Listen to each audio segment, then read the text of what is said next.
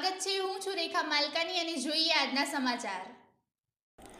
અરવલ્લી જિલ્લાના મોડાસા હોમગાર્ડ્સ યુનિટના સ્વર્ગવાસી શ્રી ભાવનાબેન ધુડાભાઈ પ્રજાપતિનું કુદરતી આકસ્મિક અવસાન થતાં તેમના વારસદાર પિતા શ્રી ધુડાભાઈ પ્રજાપતિ અને તેમની બેબી સાક્ષીને વેલફેર ફંડ હોમગાર્ડ્સ કલ્યાણ નિધિ ફંડમાંથી મે કમાન્ડન્ટ જનરલ શ્રીએ અવસાન સહાય દરખાસ્ત મંજૂર કરતા ઉપરોક્ત હોમગાર્ડ સભ્યોના વારસદારોને અવસાન સહાય રૂપે રૂપિયા 1,50,000 તથા 5,000 મરણોત્તર ક્રિયાના મળી કુલ 1,55,000 તારીખ 7/6/2024ના રોજ અરવલ્લીના ડીવાયએસપી આર ડાભી સાહેબ તથા જિલ્લા કમાન્ડન્ટ ડી પટેલ સાહેબ ઉપસ્થિતિમાં વરદ હસ્તે ચેક અર્પણ કરવામાં આવેલ છે।